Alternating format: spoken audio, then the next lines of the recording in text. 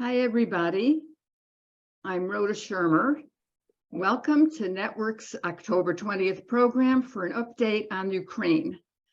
Many of you probably attended the May 1st program, and now we have a chance to catch up on the latest. I'm thrilled to have Tim Frye and Oksana Shevel and Gideon Rose back with us again. Thank you so much. It's an honor to have you guys. And before I turn the program over to Gideon, who's our moderator, I want to remind everybody about the Q&A. So you see the tab at the bottom of your screen. Use the Q&A tab and have your questions come in as soon as you think about them. And we're going to do our best to get to all of them. Lately, our programs have been inundated with questions on the topics we've been bringing. And so we haven't been that great at getting to every single question, but we will certainly try today to get to all your questions, because this is especially important. So with that, I'd like to introduce Gideon Rose, who's our moderator.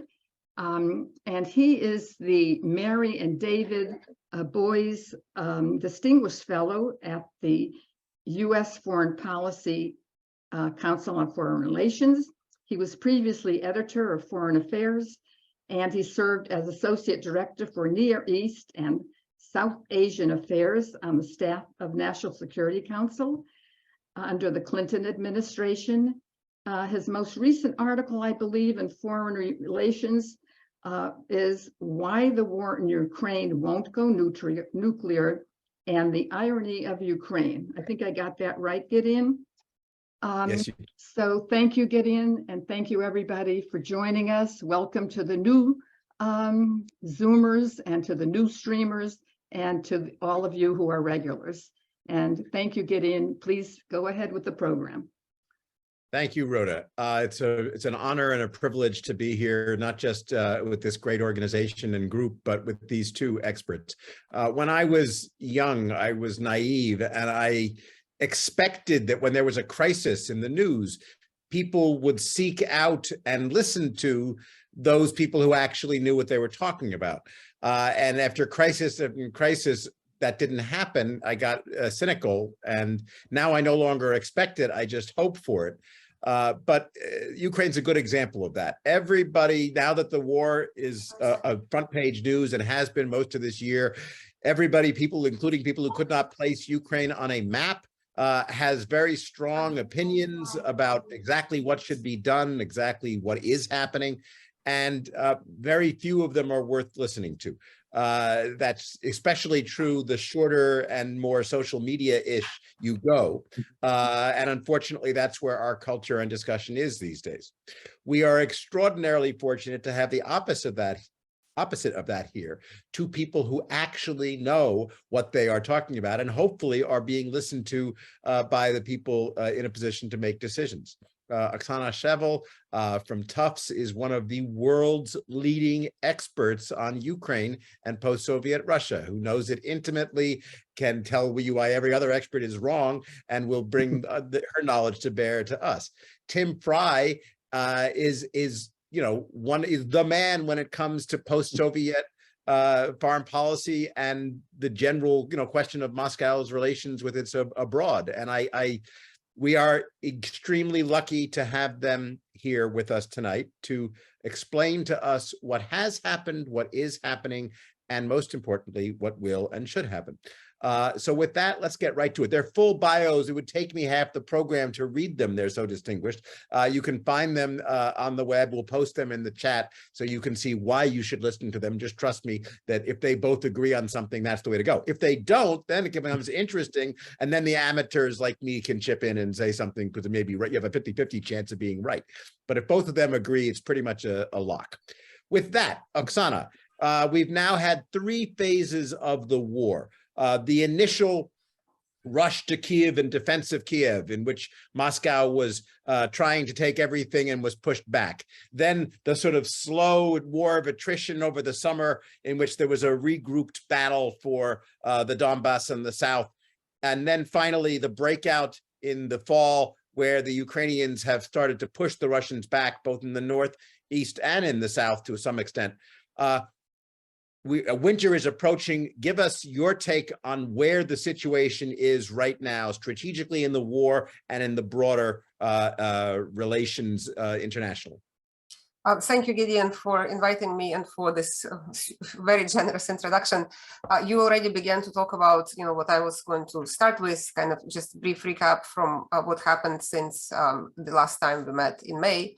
And I think indeed this Ukrainian ability, being able to begin to turn the tide of war, is very important. So it, I think, in some way solved a debate that existed among some experts up until that point. If actually arming Ukraine doesn't even make sense, could these weapons make a difference, or is the advantage of Russia such that that's basically not, Ukraine can't win anyway. I think now we can say confidently that Ukraine can not only defend territory, but also retake territory. So we saw that offensive in Kharkiv, where in the course of several weeks, Ukrainians were able to regain more territory than Russia has taken in many months. And now, of course, we have developments in the south, where by many indications, it looks like Ukrainians will be able to liberate Kherson, at least the part of the city and the region that is across the Dnipro River. So then, of course, the question becomes sort of what's next, right? Winter is coming, what would happen? From my perspective, I think we can sort of maybe think of two possibilities. I think both of them are plausible. I can say that which one I think is more likely, but I think, ultimately speaking, both are plausible. I think one could be still quite a very protracted conflict, right? Because even though Ukrainians are pushing and they have made progress, Russia still controls a fair chunk of territory. They have dug in, they had many months to dig in there. This general mobilization, or partial mobilization, we should say, that Putin started, even though the people that are being brought in are untrained, poorly equipped. We've read all about this. At the same time, it does produce bodies in the trenches, and Ukrainians themselves are admitting that does, make their job more complicated. If, say, the front were to freeze, at least for the winter months, it also gives Russia some time to potentially, train, better equip, kind of get a breather, and potentially even try, say, a spring offensive, right? Or at least, at the very least, to be able to hold on to the territory they have for some months. I think still over the long term, Russians do not really have good prospects as far as winning this conflict. I believe that from the very beginning. I still believe that. I don't think Putin really has a path to victory here. From the state of the army there, from the sanctions, from determination of Ukrainians to resist. We don't really know. Tim will probably speak more to that, but I think we don't really know how strong regime is in Russia domestically. We can speculate with some guesses, but ultimately, again, if things don't go well on the battlefield for the Russians, we may expect some maybe greater retreat, potentially some disruption in the political situation in Moscow. Again, we would be speculating at this point, but I don't think it can be excluded. I don't think we can just assume that Putin's rule is so stable that yes, they may have to give in some territory in Ukraine, but it won't produce consequences domestically in Russia. I think it might. Not to say that it definitely will, but I think it might. Now, if we look at, again, sort of the other possibility, and I think that's another possibility, that if, Ukrainians continue to have battlefield advantage, that things may begin to unravel faster, right? So in other words, it's not that they have to fight over village by village by village for many, many months going forward. At some point, the breaking point might come. And then, territorial gain by Ukraine could be faster, right? Or it could drag on for quite some time. So I think that's sort of as far as two possibilities. Now, I just wanted to mention a few other things, because of course we all know that since, especially the change in the Russian military leadership and the acquisition of these drones from Iran, that these essentially terrorist attacks on Ukrainian civilian infrastructure intensified, and I think we can expect more of that to continue, because clearly Putin seems to think that that's part of the Russian military strategy, to destroy the will of the population, to resist, to put pressure on Ukrainian government to negotiate, right? In other words, that the population itself would say, okay, we had enough of this. So far, I think that strategy is failing. That is not to say that Ukrainians are not suffering. They are indeed. And, winter will be very tough, but there is no indication, at least based from what I've seen and read and opinion polls and just kind of knowing of the situation in Ukraine. If anything, it hardens the resolve, right? We can think of London under Nazi bombing for many years, right? That again did not produce this surrender. So I think that's also important consideration that, you know, on the Ukrainian side, there is really determination to regain territory, to support and protect statehood, sovereignty, independence, all of these things. And it's further aided by all of this evidence of Russian war crimes that have been uncovered on the liberated territory. Again, of course, Bucha was a big deal in the spring months, but there are many, many other Buchas on a smaller scale, and sometimes on quite large scale in Kharkiv and, you know, in the liberated territories. So that also, I think, reinforces this Ukrainian position, which I think some in the West sometimes maybe can't quite relate to, that stopping fighting is good, but the cost of living under Russian occupation is so bad that actually fighting is better than living under occupation. And I think that maybe I'll end with this. I think that makes any kind of peace settlement very difficult, and potentially at this point, I don't see a path towards this, because for Ukraine to succeed territory, yes, it is a matter of sovereignty and international boundaries and rule of law and all of these things, but it's also a matter literally of survival of the people, right? So to abandon millions of people for the rule under Russian occupation is just not acceptable.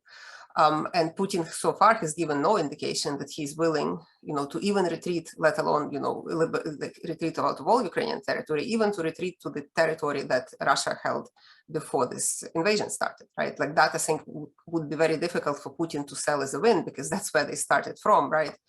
But even if we think, I think, Gideon, it was also in your piece, and you know, that you shared earlier, that could be a starting point for negotiation. Like, I think it could be, but I think there is absolutely no indication that Putin is willing to do this. He had dug in with this so-called referendums, the annexation that now the Russian legislature rubber stamped. So in a way, for him to kind of he made, in a way, kind of cornered himself, because I think it makes it more difficult for him to just, you know, backpedal on these legal decisions. Like, yes, they are, you know, meaningless, we can say, in the sense of international law, but I think they are politically significant, because then so to retreat from this position that now this is part of the Russian territory, right? He made it difficult, perhaps on purpose, for himself. So I think we can expect, as I said, you know, either, I think, quite longer conflict to continue, or potentially shorter, again, if battlefield losses for Russia might create some kind of chain reaction. So I'll end here. Thank you. Okay, thank you very much. Let me do a follow-up with you before turning to Tim. You mentioned the referenda.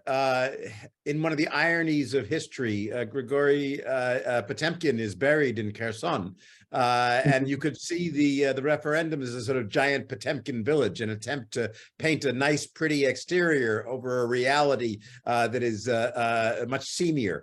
And I guess my question to you, everything I read seems to confirm what you said about the opinion of Ukrainians in the West and in the unoccupied territories. I don't have a particularly good sense of what the action, I don't think many of us do, of what the feelings of the population in the occupied territories really is, including the Russian speakers, who some would argue may have been more sympathetic in some ways to Moscow than people in the West would be, in the Western Ukraine.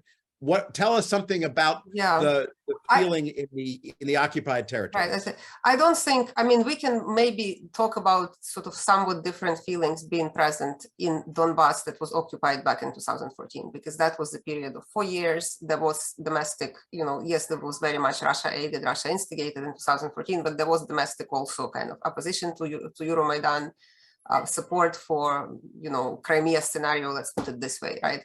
Even there, it was quite limited. And even if we say potentially it may have increased, you know, over the years, we are still, even, I think even in that territory, there is a question mark sort of how strongly pro-Russian, you know, people are, because there was no reliable polling, and to the extent polling was done, people could never really feel free to, you know, express their opinion given the kind of regime they were. But I think in the territories, the other territories that were occupied by Russia since February, I think we have actually a very good idea that there is a complete rejection of Russian rule there. I mean, we've seen people in Kherson all the way, you know, into March, basically bare, you know, without arms, with Ukrainian flags standing in front of the Russian tanks. There is some collaboration, as is inevitable in these situations, but I don't think there is any sort of, you know, and again, we also see that in liberated territories, right? In Kharkiv, people greet the Ukrainian army they're happy to see them. Some people who are collaborating, they left. So I mean, I can sort of see if we're talking about if Ukraine is militarily able to recapture this territory, I think how, for example, it might deal with parts of Donbass that were occupied in 2014 would present somewhat of a challenge for Ukraine. But I think retaking Kherson, retaking Melitopol, retaking the southern Ukraine, again, ironically, thanks to Putin's invasion, there has been a sea change of attitudes since 2014 there. And this kind of pro-Russian sentiment, if you want to put it this way, has decreased greatly already before the invasion. And I think it's, only intensified given the, the brutality of the occupation. So with the exception of some part of the population that collaborated, which is a small minority, yes, it exists, right? And some of them actually are trying to leave. So with this kind of evacuation that we see, I think it's a mix of, civilians just being afraid for their lives, but also people who say stage these referendums, right? Who decided to become a principal of the Russian-run school, right? But I think the population broadly, I would actually say we do have a pretty good sense that there is not much at all kind of pro-Russian sentiment there. Excellent, thank you. What about Crimea? Yeah, Crimea is, obviously Crimea was always, it's the only majority Russian region. It's the region that had, we can see it from voting results, right, was the most pro-Russian region. But I would say actually even there, I don't know if we have time to, I don't want to take too much time. But if we actually look at, say, opinion polls in Crimea before 2013, right, and this question of like, if you want to reunite with Russia, the line was down like this. So before Euromaidan, it was about 30% of the population that liked the idea of reuniting with Russia. We can certainly thank Euromaidan, they obviously was rejected there, people were opposed. So there is stronger pro-Russian sentiment. Many pro-Ukrainians people left. There were some, I don't remember off the top of my head, but I think we are talking about maybe 20,000 plus people who left Crimea, who were, most pro-Ukrainian. There is Crimean Tatar minority that is very pro-Ukrainian, but maybe the most important kind of interesting thing to consider, Crimea actually has a status of autonomous region in Ukraine. That's the only region that has this legal status as autonomous republic, which would actually, if Ukraine did somehow, that's a big question mark, but if say they did restore control over Crimea, this autonomy allows for quite differentiated policy. In other words, Crimea could be treated differently within Ukraine from other regions. It could have, Russian could have a different status, there could be different, language policy, all sorts of things, because it already has this institution of autonomy that, say, Donbass never did and other regions never did. So in kind of ironically, I almost say that allows Ukrainian government, again, hypothetically speaking, if they did, to deal with the stronger pro-Russian sentiments through the types of accommodations under this autonomy umbrella that would actually be harder to do in Donbass, for example, because exactly Donbass does not have this autonomous status. Thank you very much. Tim, over to you. First, correct anything you or alter anything you disagree with in what Oksana said. And then second, let's turn to the Russian side and give us your sense of what Putin is thinking and feeling and what the domestic context he's facing now. I'm always afraid to contradict Oksana. That is just not a happy place to be. Fortunately, we generally agree on things. I think it's clear that the war is not going in Russia's favor. And what's changed since our meeting in May is that now Russians realize this, the mass public and the elites. Whereas in May, some survey data, 82% of Russians thought the special military operation, so-called, was going well. Now it's down to 63%, and of course, that's probably inflated given conducting surveys within Russia. 77% of Russians reported in September that they had heard about the withdrawal of Russian forces from Kharkiv. So the message that things are not going well is getting through. Domestic politics in Russia have changed since May. Putin's, like all dictators, faces this dual challenges of elites could overthrow him, the masses could take to the streets, and it's hard to resolve both of those problems. And both of those problems have gotten worse. We see much more public infighting than we've seen. Mr. Prigozhin, who runs his private military company called Wagner, has criticized by name high-level officials in the Russian military, as has the Chechen warlord Ramzan Kadyrov. And both of these guys have large forces at their own command. These are the kinds of disputes that Putin in the past has been able to resolved. That's been one of the keys to his success, is that this complex balancing act of these different elite interests, and Putin's been very good about being able to manage them. That seems to be breaking down. Some argue that this is like a feature of the system, and that it's good for Putin, that it makes him even more needed to resolve these conflicts. But I'm of the view that this is a problem for Putin, particularly if individuals within his inner circle no longer see him as the main arbiter of elite conflict. Also, if we look at the mass public, the mobilization is unpopular. And this is one of the reasons why Putin waited 7 months to do a mobilization. The play on words in Russian is mobilizatsiya, is mobilization, and mogilizatsiya. Mogila means grave in Russian. So this is a play on word that's taken some macabre meaning within Russia. And if you looked at responses about, basically 80% of Russians, if you give them a list of, well, how did the mobilization make you feel? 80% responded with some negative emotion, either fear or anxiety. Very little, the rah-rah rally around the flag. Let's go, do Putin's wishes. So Putin's job in balancing these things has gotten much more difficult. And then there's the economic situation, which people haven't talked about. But I saw one report that the reserves that Russia had built up so assiduously over the last 20 years are now at the lowest level as a percentage of GDP as any point since 2004. So the war chest that Putin had built up, is being spent down very quickly. Also, the European energy market, which Putin had banked on as being unable to respond so quickly to changes in the energy market, as the high oil and gas prices that Russia thought they could freeze Europe by refusing to sell gas. Well, it turns out that solar panel sales to Europe from China are up 50% since the war. And Germany and a number of other countries have built up basically sufficient supplies of gas already, that if the weather in Europe is normal, it is not a very cold winter, energy will be very expensive, but it will be available. So I think one of the cards that Putin had been hoping to play has really been pulled out from him. And of course, the big problem for Russia is that is only going to get worse. If you look, going forward, Russia revenue that Russia is going to get from energy sales to Europe are going to go way down, and they're not yet equipped to really. They don't have the infrastructure to make a massive pivot to start selling to China and India. So on all three of these fronts, things are not going well for Russia.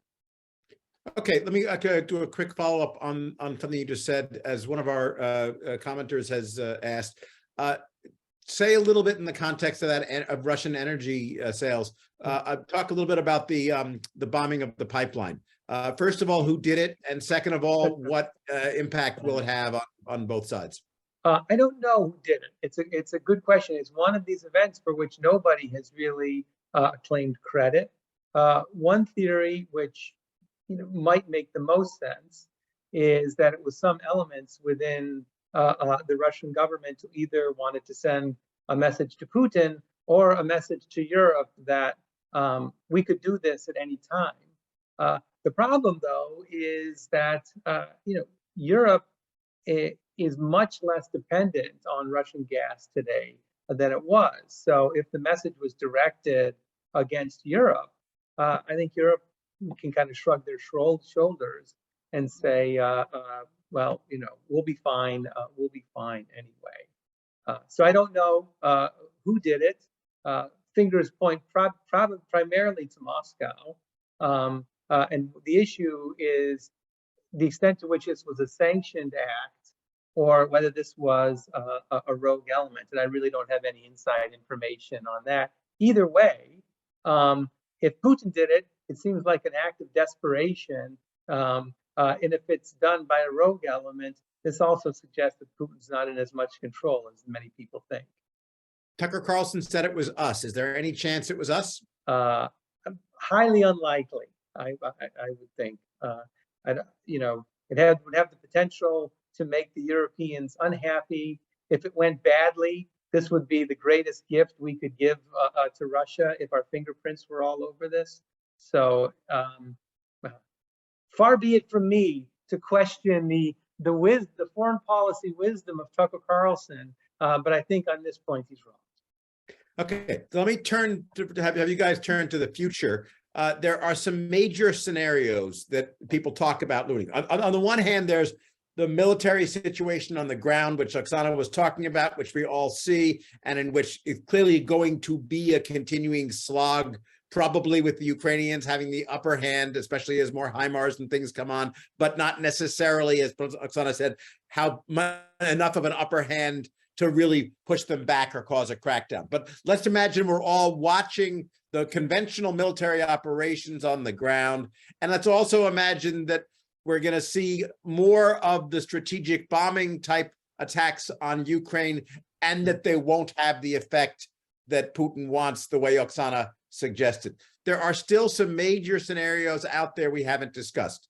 And those are, one, the real odds that at some point, if the progress Oksana talked about continues and the trends you talked about continues, there will actually be a shift in government on the Russian side. One.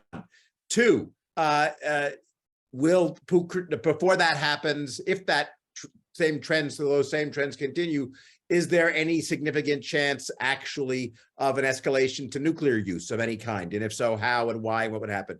And then third, on the other side, we now have two kinds of possibilities. The Europeans breaking off during the winter as domestic politics bite because of sanctions and high energy prices, or the Americans breaking off with the Republicans playing the Democrats from Vietnam and essentially saying, we're going to cut off all aid to the war, and the U.S. client falling as a result because the government can't supply it with anything.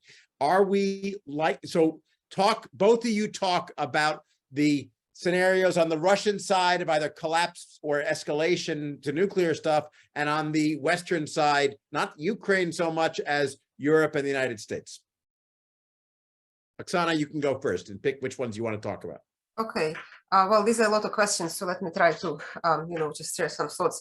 I think with the escalation, the simplest way to put it, I think we can't really completely exclude anything, because I think Putin has proved himself to be doing decisions that many of us who sort of, if you think in cost-benefit calculations, starting with this very invasion was kind of crazy move, right? I mean, the likelihood that Ukrainians would fold in 3 days and all of this, right? Like that's already a lot of miscalculation.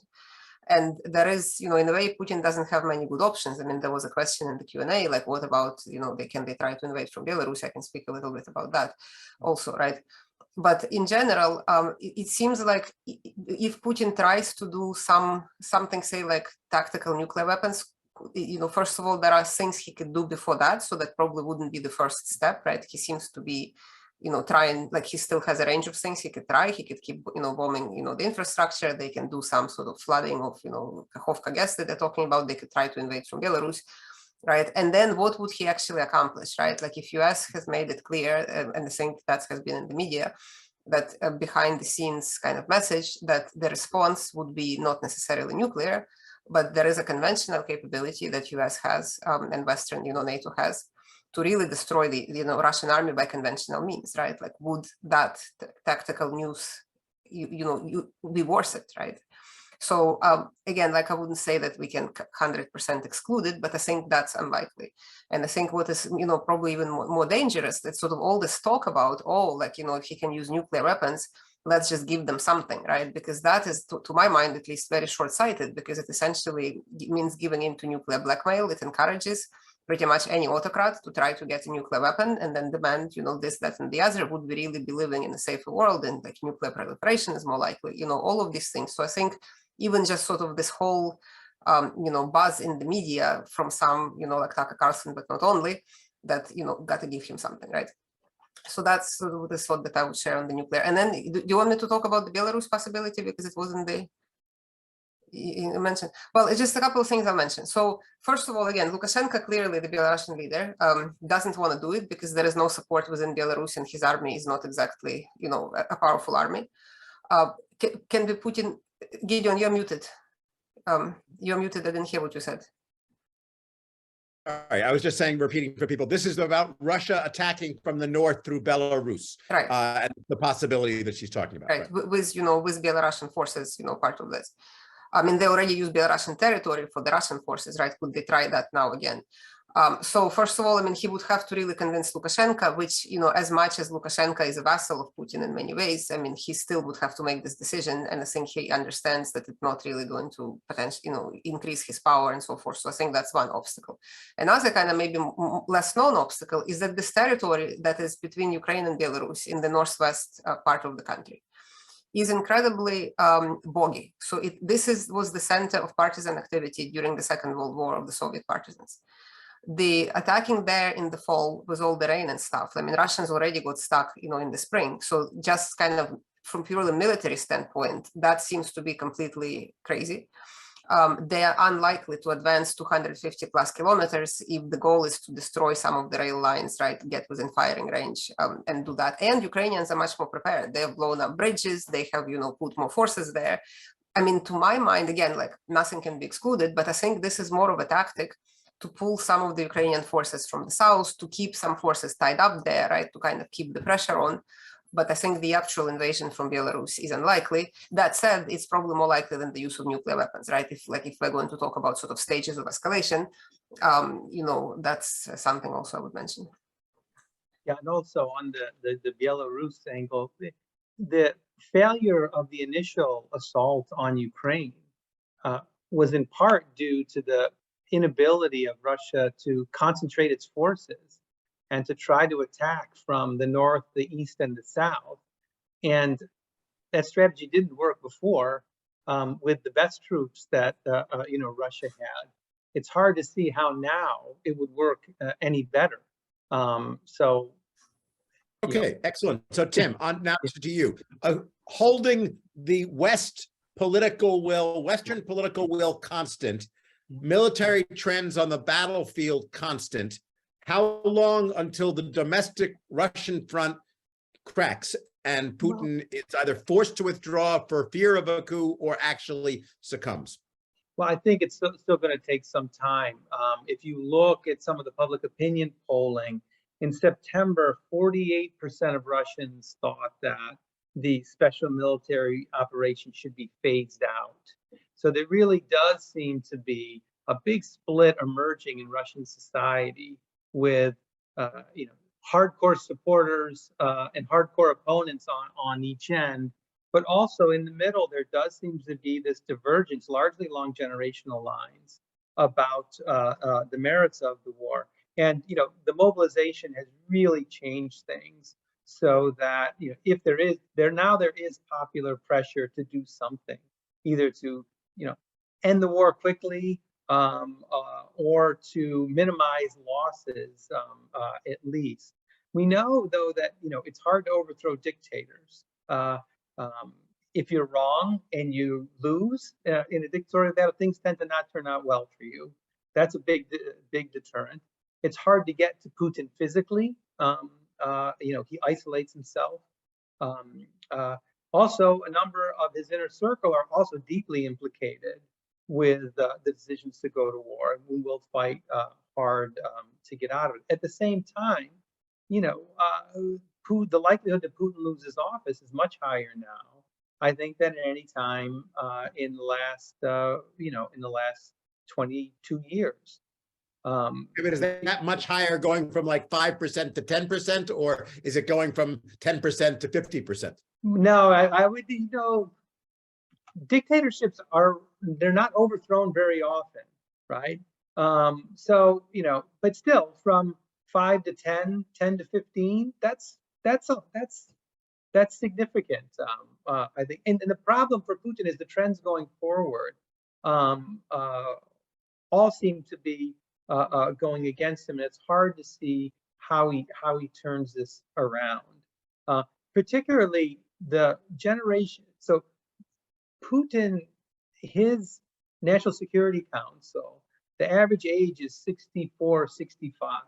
And if you look at his inner circle, they're all in their upper 60s and upper 70s. And basically what they're doing is ruining the future prospects for the generation below them. We don't know a lot about this, you know, generation of people bumping up against the glass ceiling that you know, Putin has put in place. But it's hard to see how this generation thinks that this is a winning strategy, knowing that they're going to be isolated for a long time, knowing that they're going to be a pariah state, knowing that, you know, it's likely that war crimes trials could, you know, implicate either them or the people slightly above them. And they've still got, you know, a lot of game left to play in their lives. So, okay, so reading between the lines, I hear you saying it doesn't look good in the long run, but don't expect any changes in the next 6 months or so. No, I wouldn't say in the next 6 months. I don't think we're there. I mean, one thing that Putin has that other members of his inner circle don't have is he still can claim relative popularity, and this is important because he can reassure that the other elites that he can solve the problem with the masses, with the narod. You know, he's still popular for, you know, whatever reason, and anybody else who might want to take his place can't make that claim because their popularity is low and it's uncertain how the public would respond. So one thing I would look for, if Putin's popularity does start to decline, this would be a signal that he's just like a lot of these other guys who would like to take his place. I mean, this is the nature of life in an autocracy. Everybody wants to be the autocrat. Excellent. Okay, so seems to me we have two clear lessons from this. One is that Rhoda is going to get another event out of us in the spring, and the other is that the key variable that seems to be up in the air here, that I hear you guys just in the situation you're describing, is not on the battlefield and it's not on the Russian front over the next 6 months to a year, whatever. It's actually the center of gravity in the West in terms of political will. So I'd love to hear you guys talk about what you think the odds are that there will be a change in heart in Europe over the winter or in the US post the midterms. Oksana, you can start, and then Tim, you go. Yeah, I guess, I mean, just from my personal perspective, I wouldn't say like that's the main thing. I think all of these things are connected because in a way, kind of what happens, you know, say in the battlefield, everybody likes to support the winner, right? Like if, say, somehow miraculous, the Russia, say, went on counteroffensive and, you know, recaptured more Ukrainian territory, I think we would hear more and more in the West saying like, this is a lost cause, you know, like we heard at the beginning of the conflict, right? So I think kind of what happens in the West, at least in part, I think it would be influenced by what happens in the battlefield, right, among other things. But in general, I think, yes, with the elections here, there is a lot of concern, you know, in Ukraine that, say, support for Ukraine might become less of, you know, weakened if, say, Republicans take over Congress. At the same time, right, Republican Party has a history of, you know, being sort of more anti-Russian than the Democratic Party. So again, it would probably be kind of like the balance of, you know, within the Republican Party of those who are still willing to support Ukraine and maybe very vocal minority that doesn't want, you know, to support Ukraine. And in general, it will be probably a distraction because, you know, Ukraine, I mean, American political climate, political context, you know, will get bogged down in other things, right? Like, let's figure out what Biden did, should we proceed with Biden, right? So kind of the shift of, you know, what is in the focus of US policymakers, I think, you know, would be kind of distraction that way, even if support kind of numerically is still there. And in Europe, I think this is definitely, first of all, what Russia is hoping on. I mean, that has been Putin's plan all along, right? That they made these videos, like here are these Europeans freezing in their houses. You know, they said that in Berlin, like they cut down the forest to heat their house. I mean, it's a lie, but I mean, there is certain expectation of this. And it will be a tough winter. Again, I think the far right in many of these West European countries would try to capitalize on it. On the other hand, it seems West Europe is pretty well prepared. I think Germany was able to fill in its storages like even earlier than they hoped. And in general, right, like this hope that the European public, brought up in democratic societies would actually kind of reason in majorities that here we are, okay, let's give in to this blackmail. Like Putin is so blunt in his pressure on Europe, right? There is no sort of subtlety there anymore. And I think it is, again, I wouldn't exclude it altogether, but I don't think we can just assume that, population and public and elites in these democratic countries would just throw in the towel and say like, okay, you blackmailed us, but we are cold and let's make a deal, right? Like we're going to stop supporting Ukraine. I think that's what Putin hopes will happen. I don't think it's going to happen, but I think that would be a battle kind of, there would be voices saying, as we hear them now, let's end all of this, let's find a deal, that's kind of milder version of what Orban has been saying already.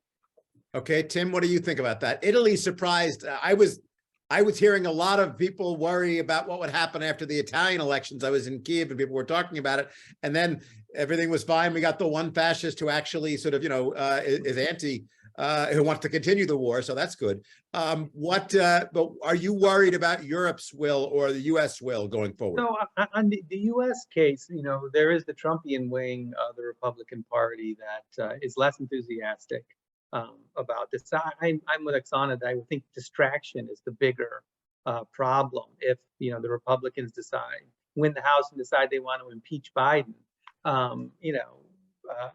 reinstate Trump, or some general form of disruption.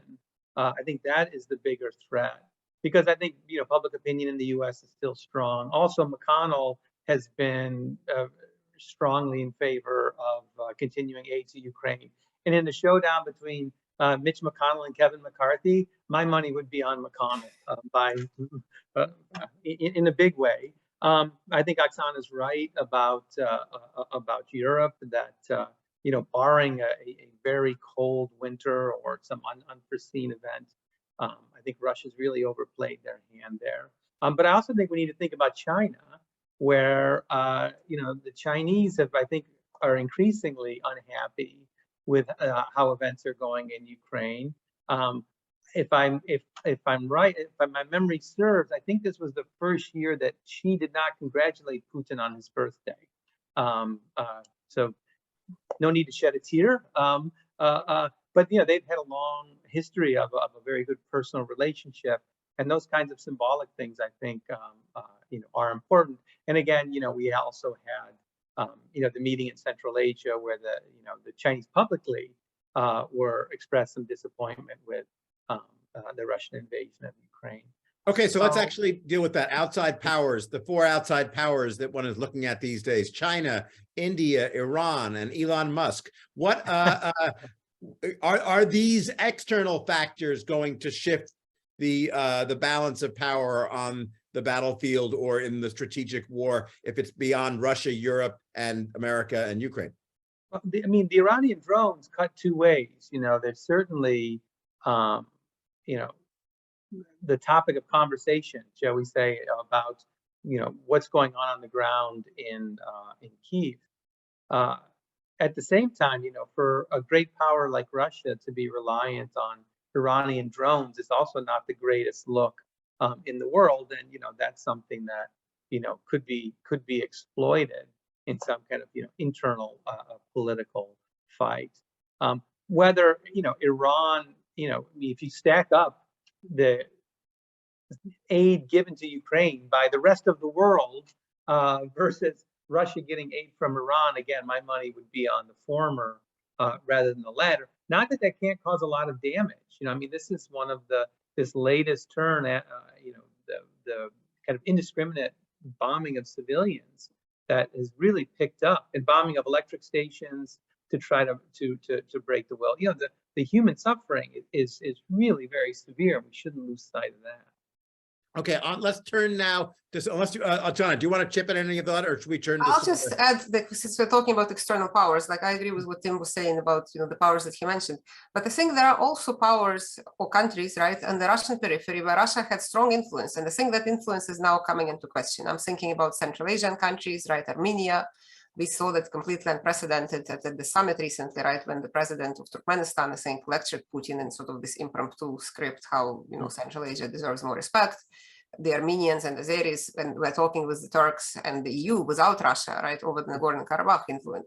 So this whole sort of like the ramifications of things going badly for Putin in Ukraine, I think reverberate to Russian sort of status as a regional power even, right, like let alone global power. If they, you know, I think the credibility of this collective security treaty organization, you know, run, you know, centered in Russia, I think has been greatly reduced.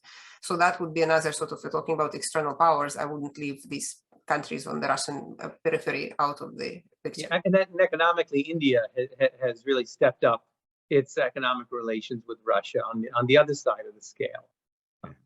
Okay, so let's talk about, let's go to the questions here. We'll go through Nord Stream, we've talked about. Belarus, we've talked about. Is there any possibility of Putin's inner circle turning against him? We've talked about a little bit. Why is Ukraine not directly bombing territory inside Russia, particularly Moscow? I'll take that because that's the one kind of thing that could potentially lead Russia to escalate in a much more serious way. And we're telling them you don't do this at all. Although actually on this, interestingly, there have been some operations behind Russian lines on Russian territory nearby. There was just an attack the other day in Belgorod and others. I always get a little nervous at those, even though I like the impact they have on the situation logistically. Should we expect any more Ukrainian operations on Russian territory?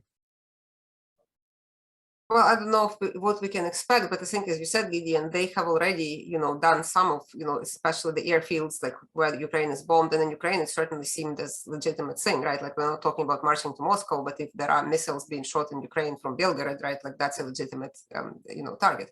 Of course, the West, as you're saying, is very wary about this, and I think that's one of the reasons why these weapons of the higher distance, right, like what are they called, that Ukraine. Right, that Ukraine has been asking for, and I think US is unwilling, at least at this point, to go in that direction for fear that, you know, it could lead to the escalation you describe. I think Ukrainians, again, from kind of my perception of talking to people and reading what's being said, are quite upset about it because they see the pattern of that, you know, Russia has to get really do terrible things, you know, in Ukraine before the West is like, okay, now we're going to give you a little bit more, right?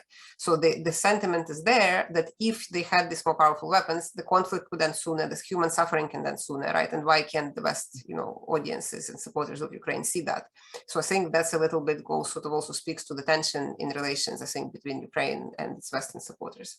Okay, let's take NATO for two questions here. One, is there a possibility of Ukraine joining NATO still on the table? And two, whatever happens here, there are Russians left behind in the Baltics. Will what happens in Ukraine affect the status of Russian minorities in NATO and or how other, you know, will that play out and have ramifications in NATO, not just in the FSU?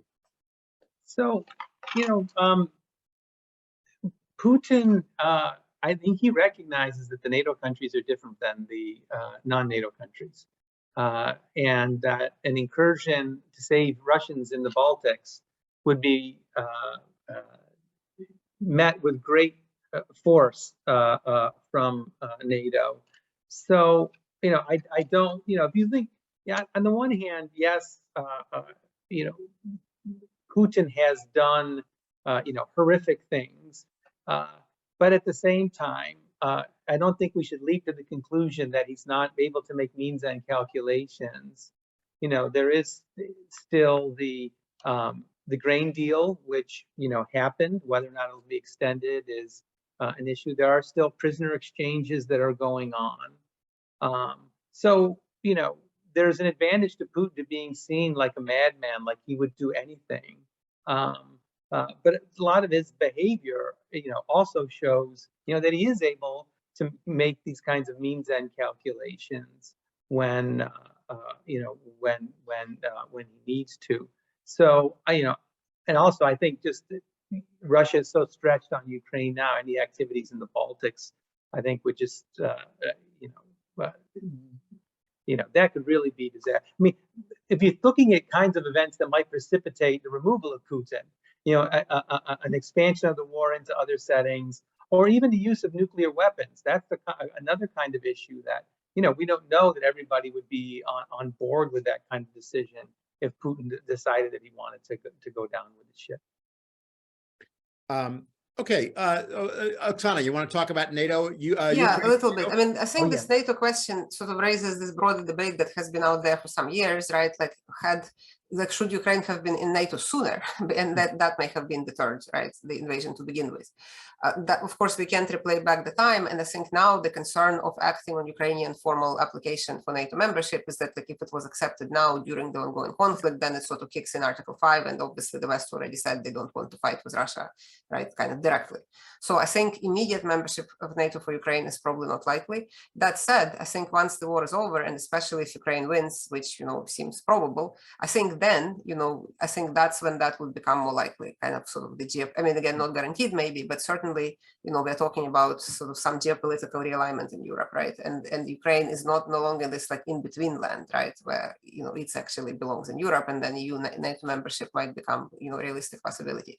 With the Russian minority, I agree with what Tim is saying. I think any kind of like sort of Russian action in the Baltic countries, certainly in the short term and immediate term, is unlikely. They can't get much done in Ukraine, right? The idea that they would like attack in Estonia seems completely out of the question. Now, that said, if we want to sort of take pessimistic long-term view, let's say Russia did get away with territorial grab, right? Like, let's say somehow, Ukraine was pressured to concede all this territory, and Putin come out as this land gatherer, as he presents himself to be, the second Peter I.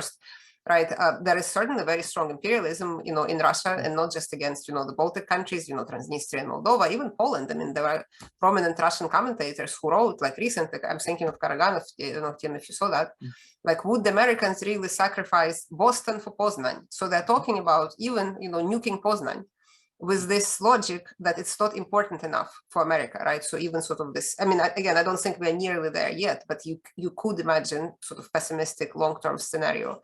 Right, but I think the question was more asking sort of what would happen to this minority from their own governments. I think in the Baltic countries there has been a long-standing sentiment that it is in some sense like a fifth column in these small nations, that these are the former occupiers who came in the Soviet rule, right? Some of them still don't have citizenship to this day. I think so we could potentially, I don't think there will be any sort of wholesale deportation, but say if people who don't have citizenship and who are accused or acting sort of as pro-Russian agents could well be deported, right? In Ukraine, I think it's trickier because, first of all, it's not really about ethnicity in Ukraine so much, because this divide historically has been more about language. But now a lot of Russian speakers, and you see it in the polls, they support Ukraine, right? So yes, people still would say they speak Russian primarily or maybe even exclusively, but they're very pro-Ukrainian, right? So any kind of like sort of this ethnic divide, like in Estonia, in Latvia, it does not exist in Ukraine. I think what we might see in Ukraine, if Ukraine recaptures the territory, that there would be, first of all, a flight of the collaborators with the retreating Russian forces. And then for the Ukrainian government, it would be the challenge to decide who is actually a collaborator. Like, that sometimes is not easy at all, right? Somebody who joined local administration, very clear, right? But what about people who worked in a hospital, right? Like, who maybe were teachers, but were not teaching history, but teaching, like, I don't know, science, right? Within the Russian-run schools, right? So I think that would be sort of, but again, that wouldn't be about ethnicity and language, because, plenty of these people are ethnically Ukrainian. I think it would be more kind of the challenge maybe France had after the Second World War to figure out, like, what is the meaning of collaboration in these circumstances, and then what is the state to do about it. It's going to take several $100 billion to reconstruct Ukraine after the war, or else it's going to be a complete and total basket case. Where will that money come from? Where's the money coming from now? It's coming primarily from the United States. And, we'll see whether the politics in the US will continue to allow that. The European countries, I think, also will recognize that, that they owe a debt. I think there will be some kind of mass funding. I don't know how much or how well, but I think if you look, I mean, this is really an incredible issue that you have such a broad coalition of countries willing to vote at the United Nations, that Russia's getting, 5 and 6 votes in its favor on issues about recognizing the referenda or recognizing the annexation of these territories. So I think Ukraine post-war will be a darling of the world, particularly if the war ends, as we all hope it will, with Ukrainian victory. So I'm not going to give precise figures about who and how much, but I think I marvel at the response that we've already seen towards Ukraine. Rumors have it that there was some corruption in Ukraine before the war. This seems to have diminished for two very logical reasons. Yeah. First of all, even thieves can be patriotic, and it's pretty clear the country's fate is on the line. And second, a lot of that was coming through the oil transfer stuff, and that's cut off, so it's no longer there. If you no longer have an ongoing military situation in which the country is fighting for its life, and you have massive amounts of external aid flowing in, will this not just recreate the situations in which Ukrainian corruption becomes a pretty important issue? Let me comment on this, and I also wanted to add something to what Tim was saying earlier. I think here what would be a key difference, I mean, first of all, I think, yes, Ukraine, absolutely, there was corruption problem, but it may have been somewhat less than maybe sort of the stereotype was, in part because exactly the state did not collapse. Civil society works with the state. These elites didn't just take the money and all went to Monaco, right? Like they basically, I mean, Akhmetov is the richest oligarch in Ukraine. He's the one repairing all of this downed electrical power stations, right? That's his business. And civil society has been pushing for these reforms since 2014 very aggressively. They have done a lot. There was a lot of pushback from it. But what I wanted to say that would be different and to the Ukraine's benefit after the war, that now Ukraine is a candidate for EU membership. This conditionality of joining the EU, right, which is in large part about not engaging in these corrupt practices, before was not there. So if before we have on the one hand civil society activists saying, stop these corrupt practices in judiciary, in energy sector, what have you, and these entrenched elites are like, we don't have to, right? And what are you going to do if we don't stop it, right? Like electoral consequences, maybe, right? But now I think, this, the EU conditionality, and we see this in the example of Romania and the example of Bulgaria, right? Other countries that joined earlier, that was a big mechanism, by which corruption was reduced, not fully eliminated. And I think we would see that, also after the war. I think that's something Ukraine did not have before the war, that some reason, to be cautiously optimistic about corruption. And with the reconstruction, I would just mention another thing. I mean, yes, the sort of Marshall Plan, right, Western aid, as Tim said, Ukraine, sort of would be this darling of the West if, the conflict ends in Ukraine's favor. But I think there is also a question, like, should Russia be held responsible for the destruction that they caused, right? And that again goes to sort of how this conflict ends. It's one thing if Putin holds on to some territory and some kind of deal is, forced on Ukrainians. And I'm sure under the terms of this deal, Putin is not going to want to pay anything, right? And that sort of would be like, not only he's rewarded territorially, there is also no persecution for war crimes, right? No reparation. If Russia actually loses, right?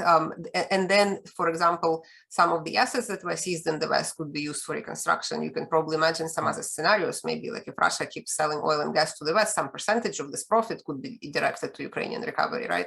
I think so. That's also, perhaps the unknown at this point, but I think we could see it, also playing a role in the reconstruction post-war. Also, some of the corruption was also due to trading with Russia, and so there's likely to be a lot less of that going forward.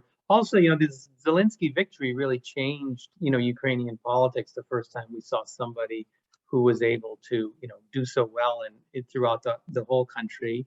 And certainly the war has brought people together. So the political system is going to be a very different political system.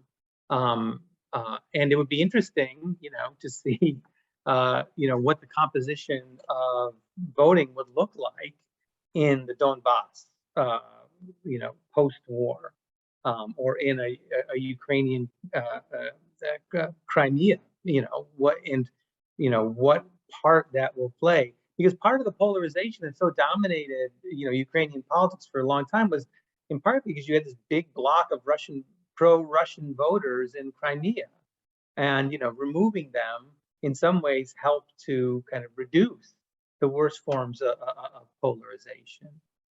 Let me talk about a dog, or ask you guys about a dog that hasn't barked.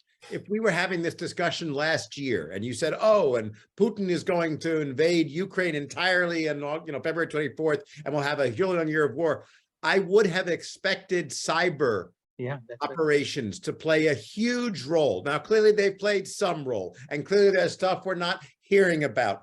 But in any of, as much as, if you asked me, would a bunch of missile artillery units be more significant than cyber warfare capabilities, I would have said probably not. And yet HIMARS are turning the tide of battle on the ground, and cyber is rarely to be heard from. Talk about that, and what other lessons you might have learned from what's happened so far. Yeah, I mean, one thing I know in New York, people were very worried about attacks on the financial system. That was a big issue. And I know the banks here were all, preparing for this. It hasn't seemed to have happened. Maybe, this is an old style war of, artillery, two armies facing off against each other, trying to gain territory. It's much less so the combined cyber and military operation that people thought. I've always been one to think that cyber is more of a nuisance than a real game changer in these kinds of military conflicts, which is still about taking territories, inflicting casualties, inflicting damage. And, countries are pretty flexible and pretty adaptive when they do suffer a cyber attack. Estonia suffered the worst cyber attack, in 2009 that we had seen up until that point. And now Estonia is the poster child for how you defend against cyber attacks in response to that. So, we may have overestimated, cyber as a military tool, particularly in a conflict like this. You're muted, Gideon. I agree with that. And it's actually, as a military guy, you guys know the region infinitely better than I do. Watching the course of the actual fighting, it's fascinating as a military expert to see what sort of things matter and what don't. And it's fascinating, if you were to draw lessons for all people are talking about nukes, it's fascinating to me. This is going to be, I would bet heavily, this is going to be yet another conflict in which, a nuclear power's arsenal is going to sit mothballed on the sidelines as the outcome is decided for other stuff. So in terms of things that don't really matter beyond general existential deterrence, the idea that the finite calculations of nuclear balances across different categories of things matters at all, I think should be, rejected after this experience. Whereas something like the significant difference in not just morale, but leadership, as you mentioned, and then conventional military capability, huge and significant. Drones and HIMARS are, going to come out very, very successfully from this war. Logistics and morale, two, time-honored traits seem to be the trump cards really here. And I think this is probably why, if I can just jump in, like talking about kind of surprises, right? I think at least Western intelligence was certainly surprised, right, that the Ukrainians held on as long as they, as they did successfully. Because again, like if you look on paper, Russia had more of, planes and bombs and, armored personnel carriers and all of this, right? And yes, like we, at least those of us who studied the region, I mean, like we've been talking about how Ukrainians are going to resist like hell. Right, but how do you quantify that, right? It's sort of one say like, yeah, you resist, but they have all of this more powerful weaponry. And I think another sort of thing that surprised many probably of, us, or at least I can speak for myself, is sort of the effect of corruption on this Russian armed forces, right? So it's not only this sort of old Soviet, like very centralized command, right? When the lower rank commanders don't have any autonomy, which Ukrainians did because they adopted, I think it's partly kind of this democratic, we can say, sort of broadly democracy-autocracy difference, but also the military, I guess, NATO standard, right? And in Russia, it's still very much centralized. And then all of this years of corruption, right? Like, yes, a lot of money was invested in modernization of the military, but if you embezzle it, right? And instead of replacing the tires, and if you stage these trainings for show that you can record a video and report to your superior and get like, check marks, but in reality, people are not trained, that's, you only really see the consequences of it when the military is put to the test, right? So I think maybe that was also kind of, maybe Western intelligence didn't have full knowledge of like the severity of the consequences of corruption in the Russian military. Yeah, it's funny to see the exact opposite of our usual stuff in which, we get surprised by our allies lack of ability to fight. And this time, the Russians are surprised by their own lack of ability to fight. And it's the Ukrainians who are outperforming and not surprising. And it's very, very interesting to watch. And it'll be like the people's lessons will be like stock picks. Well, they'll go back and they'll look in retrospect for a model that explains all the specific things that happened in this conflict and the previous conflicts. And then the next conflict that comes along, there'll be some new thing that turns out, oh, well, now we'll refit our theories to that kind of thing. We have a few more minutes left with our experts. If you want to get any questions in from the audience, we have time to answer them, just a few more. So now's the time for anybody to chip in any questions you might have.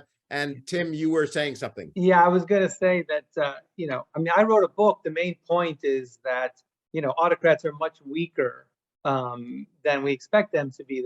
So the book is called Weak Strongman. And I think, very happily, that seems to have been borne out. And the line I've been using is Anthony Bourdain has this line where he says, if you go into a restaurant and the bathroom is dirty, you have to remember that's the part of the restaurant that they let you see.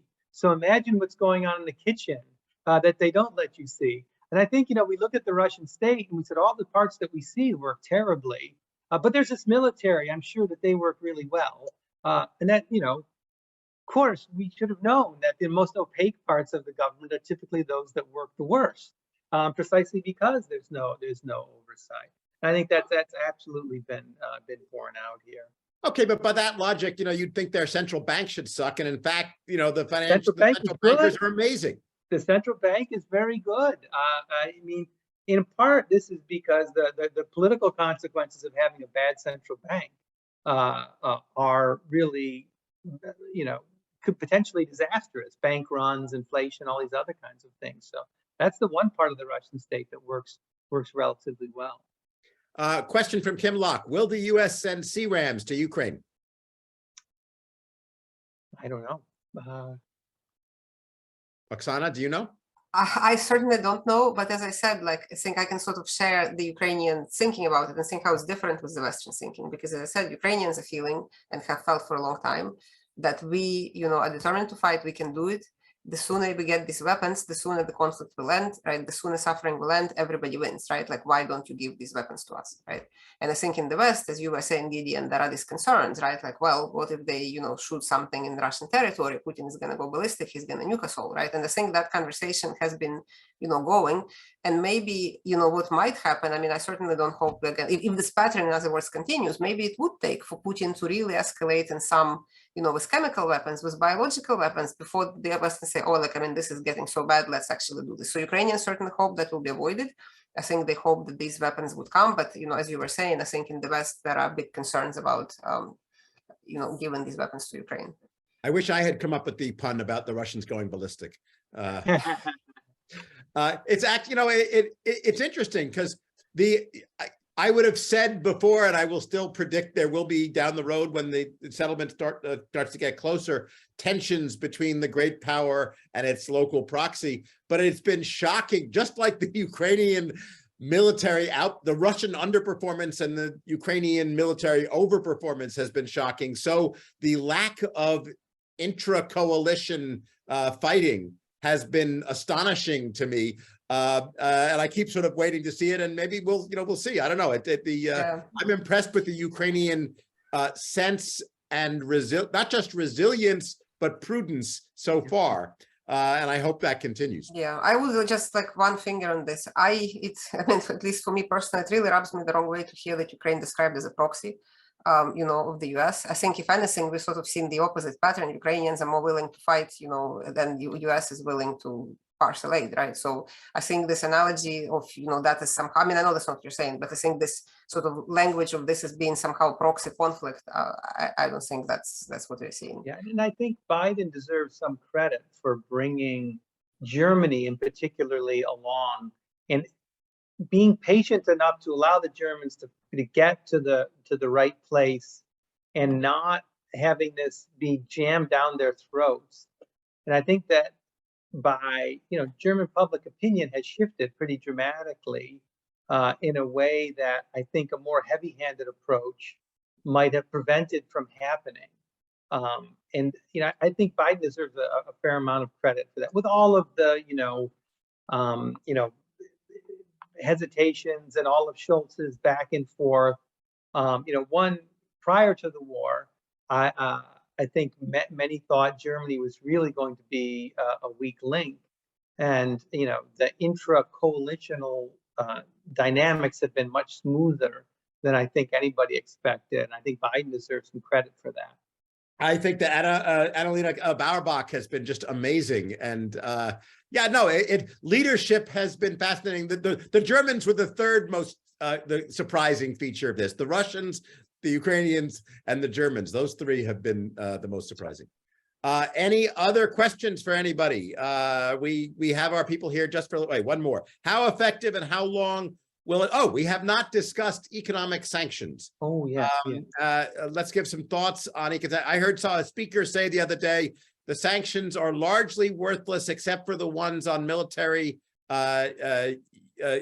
operational activities and actual military content, which has been very helpful. But the broader economic sanctions more generally have not been significant and won't be significant. What is your guys' take on that? So, I mean, it's very important that the sanctions have helped to degrade Russia's military capacity. I mean, you cannot stress that enough.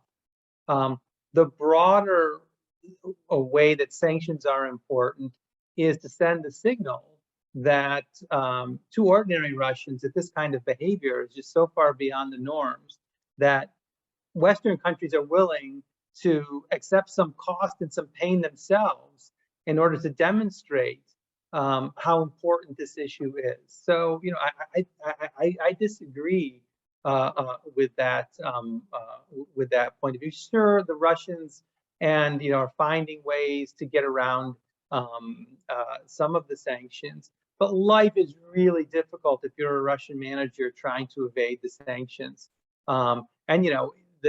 It's clear in the production shortfalls that we're seeing in Russia that the sanctions are having a big effect. Sanctions are never going to be the tool that's so powerful that by themselves they're going to bring down a regime. But boy, the Russians complain about them all the time, which just only tells me that they are having a big effect. On that note, let me turn it back to Rhoda. Thank you, guys. As they say in Westeros, winter is coming. Let's hope the military trends continue and the political trends stay salient and strong in the West and capitulate in the East. And otherwise, I'm sure we'll be back in the spring because this conflict, unfortunately, is not going anywhere, it seems, or at least not quickly enough to make another session not necessary. Rhoda, back over to you. Thank you. And thank you all for just a fascinating and dynamic discussion. I got a lot of information out there, and I think you gathered in all the questions. And thank you, Gideon, for reminding our speakers that they're coming back again. I would much prefer that we didn't need you to come back again, that everything had been resolved well in the way we would like it for a nice, safe world. But we will have you back. So I'm looking forward to seeing you again. Thank you, Gideon. Thank you, Tim. Thank you, Oksana, for a wonderful evening. It was really great. And I'm sure our audience learned a lot.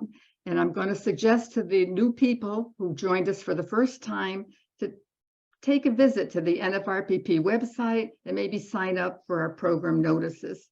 We will be taking a break following the November elections. And we are going to be interested in determining for 2023 what some of our topics should be and our approaches to some of the information and education programs we provide. So we welcome everybody's input. Just send us your ideas and we will definitely consider them. So thank you again. It was an honor to have you guys here. You always do a great job. So, how about you, Craig? I wish we had an audience to applaud, but I'm applauding for them. So thank you all. Thank you. Great. I learned a lot. We'll see you again. Thank you. Bye-bye. Bye.